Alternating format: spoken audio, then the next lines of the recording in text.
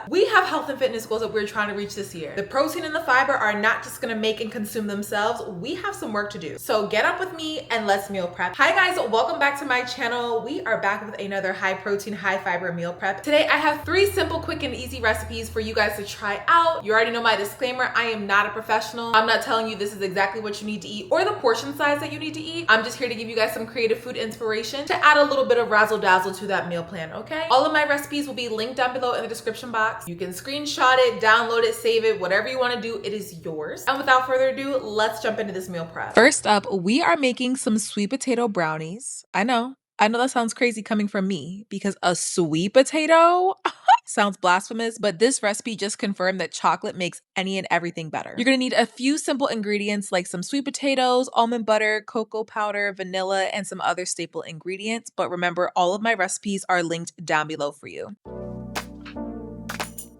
You're gonna go ahead and start by sifting your cocoa powder. I won't lie, this took me about 15 minutes, so enjoy this montage. It's honestly because I was using my matcha sieve and not a regular sized one, but realistically it wouldn't take you that long. To the cocoa powder, I also added some cinnamon, espresso powder, and baking soda. You can also add salt here, but my pink Himalayan sea salt doesn't fit through the sieve, so I'm just gonna add it later.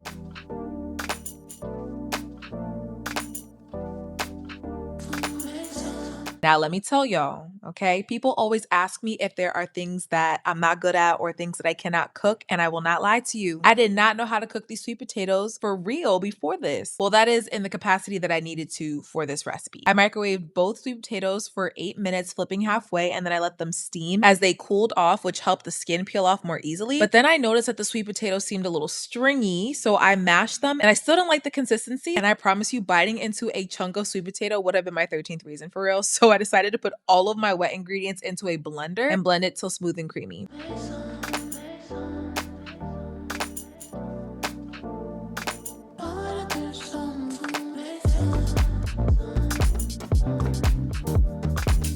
Then you're gonna go ahead and combine your wet ingredients with your dry ingredients in a large mixing bowl. Just be careful not to overmix it. While in the process of mixing the batter, you're also going to add in some chocolate chips. I'm using these mini semi-sweet chocolate chips, which were a perfect touch, and gave it a good mix until everything was all cohesive.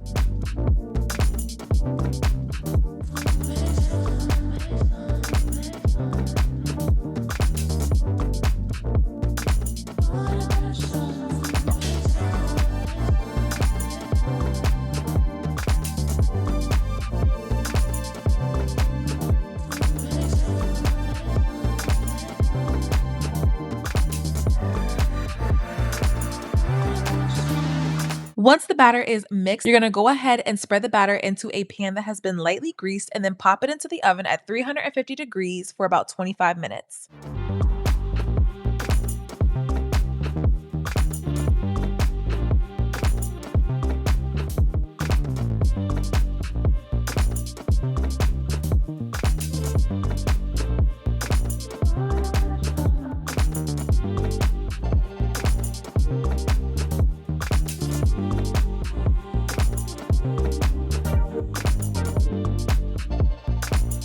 Now listen, I am not going to lie to you guys. I was very much skeptical about this sweet potato brownies. Okay, y'all have been telling me to try them for the longest, and I'm honestly mad that I'm just not trying them. Like, I may have just found the one and only way that I'm able to stomach a sweet potato because these brownies were good, okay? They are soft and fudgy and moist. Now don't get me wrong, these are not to replace your regular brownies, okay? The brownies from a box, top tier. But these will absolutely do what I need them to do while also helping me to reach my health and fitness goals. I mean, look at the texture of them. So good.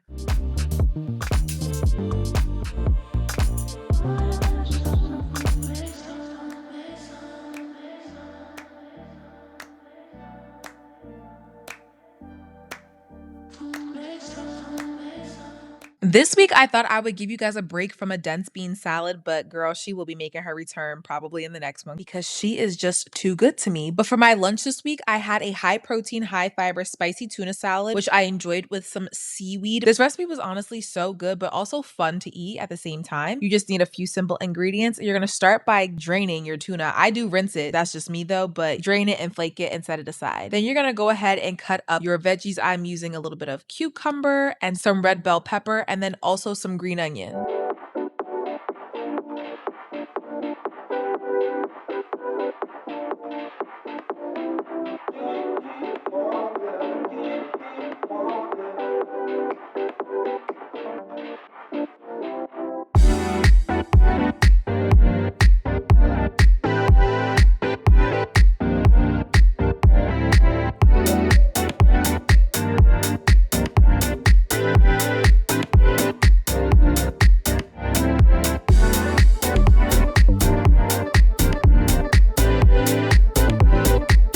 I prefer to use a tuna that is packed in water. I think, in my opinion, the oil would weigh the salad down. So try your best to find a tuna that is packed in water. Make sure it's drained really well and then go ahead and flake it. Then you're gonna add all of your vegetables to the bowl. I added rice wine vinegar. I didn't love the taste of this, so I recommend using lemon. I tried both and I prefer the lemon. Also add some soy sauce, some mayo, and sriracha. I'm using sriracha mayo because that's all I had and I just didn't want to buy new mayo, but you could just use regular mayo. And then season to your heart's desires. Don't add any salt because the soy sauce is already salty, but customize it to your palate and then give it a good mix. Once it has been all combined, go ahead and pop it into a meal prep container. This salad holds up for about 4 days. I didn't let it sit for any longer than 4 days, and honestly, the vegetables were still crunchy by day 4. But to play it safe, only keep it in the fridge for 4 days.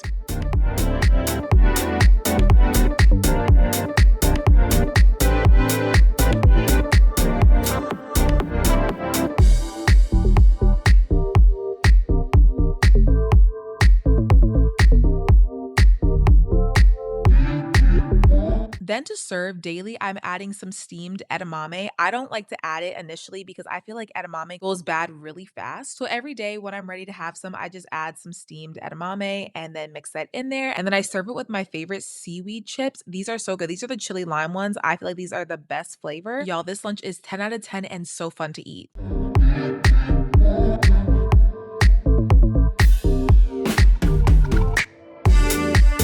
Now on to making one of the quickest and simplest dinners ever. I am making a steak. I'm going to rinse and pat dry the steak, seasoning heavily with the spicy Montreal steak seasoning. This does have salt, so be careful, but I seasoned it to my liking, but I was a little heavy-handed with this.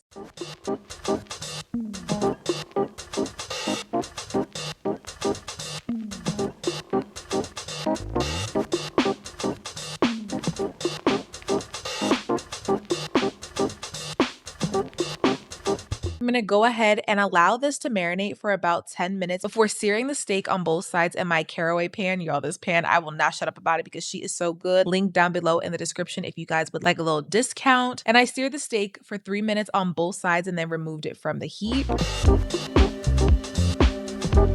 While the meat is resting, I'm going to go ahead and make one of my favorite side dishes. Some broccoli and vegetable stir fry will do it for me every single time. So I'm taking a head of broccoli and I'm going to go ahead and cut the florets into small pieces. I don't really like the stalk part of it, so I really just want the florets. But I'm going to go ahead and chop that up. And I'm also going to follow up with some green onion and some red onion.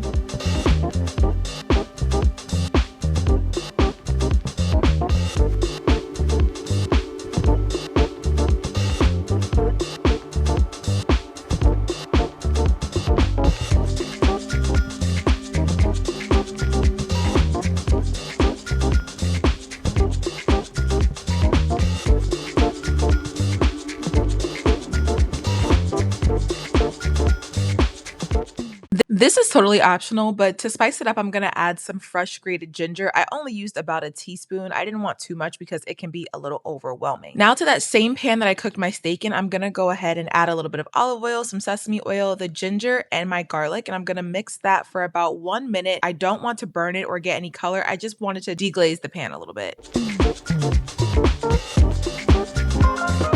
Then I'm going to add my veggies. I'm going to start with my onions because they take the longest to cook. I'm going to go ahead and saute those for about 2 minutes with the garlic and ginger, and then follow up with my mushrooms.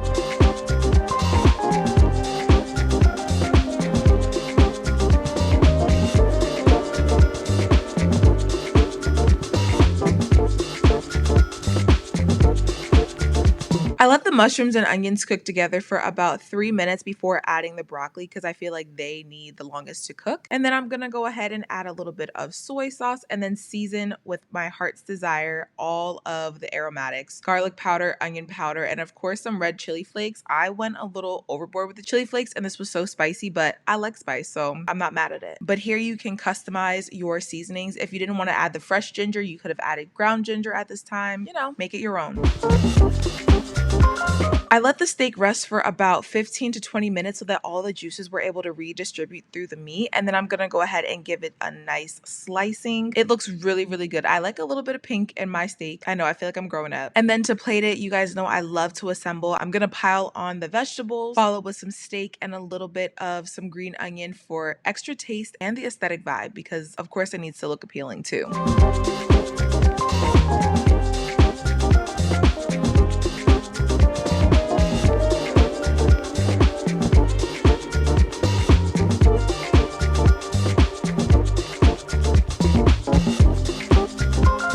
All right, you guys, so that is gonna conclude this week's meal prep. I hope that you guys enjoyed this video. If you made it this far in the video, drop the sweet potato emoji, because y'all, I cannot believe I featured a sweet potato in this video and liked it. Wow, we're growing. If you guys want to see more videos like this, definitely let me know down below in the comment section. And with that, I'm gonna leave you guys off here. Thank you guys for sticking around for this video. If you enjoyed it, please be sure to like, comment, subscribe, and share. Also be sure to turn on your post notifications. That way you can be notified every time your girl drops a new video. And until next time, babes, I'll see you in my next.